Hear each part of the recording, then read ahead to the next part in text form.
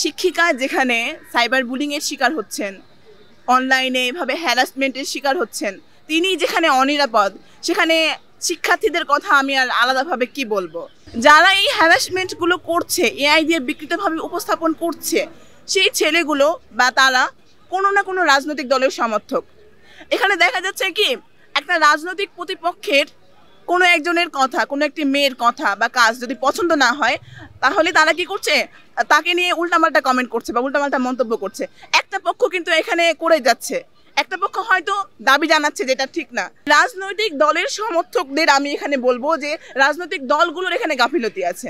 তাদের সমর্থকরা, তাদের কর্মীরা এই যে নারীদেরকে নিয়ে বিকৃতভাবে উপস্থাপন করছে, এআই দিয়ে বিভিন্নভাবে বিকৃত ছবি বানাচ্ছে, তারা যদি স্ট্রিক্ট হয়, এখানে আমি মনে করি যে রাজনৈতিক দলগুলো যদি স্ট্রিক্ট হয়, তাদের কর্মীদেরকে যদি কঠোরভাবে মানা করে, তবে এগুলো বন্ধ করা সম্ভব।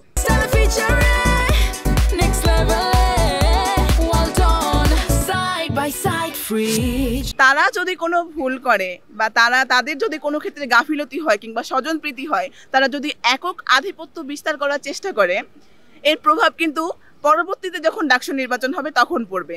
আর ডাকসু নির্বাচন যদি বিগত সময়গুলোতে আমরা যেমন দেখেছি যে অনেক বছর পিছিয়ে যায়, বছরের পর বছর, যুগের পর যুগ এরকম বন্ধ হয়ে থাকে, অন্যান্য বিশ্ববিদ্যালয়গুলোতে আমরা দেখেছি। সামনে কিন্তু জাতীয় নির্বাচন আছে, জাতীয় নির্বাচনে কিন্তু এগুলোর প্রভাব পড়বে। কার্যক্রম বলতে গেলে আমরা যখনই কোনো উদ্যোগ নেই, সেখানে প্রশাসনের পক্ষ থেকে একটা বাধা আসে। আপনারা হয়তো দেখেছেন যে বিশ্ববিদ্যালয়ের প্রশাসন থেকে বলা হচ্ছে যে তাদের ফান্ড নাই। হলের ক্ষেত্রেও আমরা যখন কাজ করতে যাই, আমাদেরকে একই অজুহাত দেওয়া হয়, ফান্ড নাই। যদি ফান্ডই না থাকে, তাহলে আমরা বড় ধরনের যে কাজগুলো সেগুলো করবো কিভাবে? আমরা স্টোর সম্প্রসারণের কথা বলছি, এখানেও তো ফান্ডের প্রয়োজন। একটা প্রোগ্রাম নামাতে গেলে আমাদের হল প্রশাসনের ফান্ডের প্রয়োজন। হল প্রশাসন যেখানে বলছে তাদের কোনো ফান্ড নাই, তো সেখানে অবশ্যই আমাদের এই কাজগুলো বাস্তবায়নের ক্ষেত্রে আমরা বাধার সম্মুখীন হচ্ছি। বিশ্ববিদ্যালয়ের শিক্ষার্থীরা একটা নির্দিষ্ট পরিমাণ অর্থ জমা দেয়। এই অর্থগুলোই মূলত একটা হচ্ছে বিশ্ববিদ্যালয়ের ফান্ডের বড় একটা উৎস। এই অর্থগুলো যদি আমরা হিসাব করি, তাহলে কিন্তু লক্ষ লক্ষ টাকা হল প্রশাসনের ফান্ডে থাকার কথা, কিন্তু হল প্রশাসনের পক্ষ থেকে আমাদেরকে তারা সদুত্তর দিতে ব্যর্থ হচ্ছেন।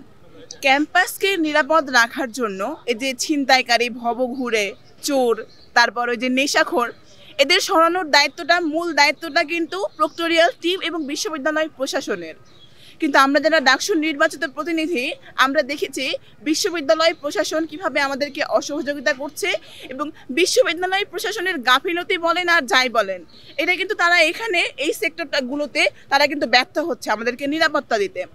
সেখান থেকে ডাকসুর প্রতিনিধিরা যদি নারীদের নিরাপত্তার কথা চিন্তা করে এবং ক্যাম্পাসের শিক্ষার্থীদের নিরাপত্তার কথা চিন্তা করে উদ্যোগী হয়ে এই ভবঘুরেদের ক্যাম্পাস থেকে তাড়ানোর জন্য উদ্যোগ নেয়, এখানে আমি মন্দ কিছু দেখছি না। আমি এটাকে সাদরে গ্রহণ করছি এবং আমি অন্যান্য নারী শিক্ষার্থীদের প্রতিনিধি হিসেবে সেটিকে স্বাগতও জানাচ্ছি। বিশ্ববিদ্যালয় প্রশাসন যেখানে ব্যর্থ হচ্ছে, সেখানে ডাকসু নির্বাচিত প্রতিনিধিরা যদি এই উদ্যোগটা গ্রহণ করে, এখানে অবশ্যই এটা আমি ভালোভাবেই নিচ্ছি। শিশু, যুবক, বৃদ্ধ বলে না, আপনি অপরাধীর অপরাধটাকে জাস্টিফিকেশন করেন, অপরাধীর অপরাধটাকে দেখেন। তিনি বৃদ্ধ হয়েছেন, তাতে কি হয়েছে? তার আসল পরিচয় কি? তিনি একজন মাদক ব্যবসায়ী। মাদক ব্যবসায়ী বৃদ্ধ হোক থেকে যুবক হোক, এখানে কিন্তু তার একমাত্র পরিচয় তিনি একজন মাদক ব্যবসায়ী। সেখানে তার প্রতি সিম্প্যাথি দেখানোর কোনো আমি কারণ দেখছি না। আমি জানি না কেন তারা শিক্ষার্থীদের নিরাপত্তাকে বিবেচনায় না রেখে ভবঘুরে পাগলদের প্রতি কিংবা মাদক ব্যবসায়ীদের প্রতি তাদের কেন এত দরদ, আমারও শিক্ষার্থী হিসেবে আমারও বিবেচনায় আসে না।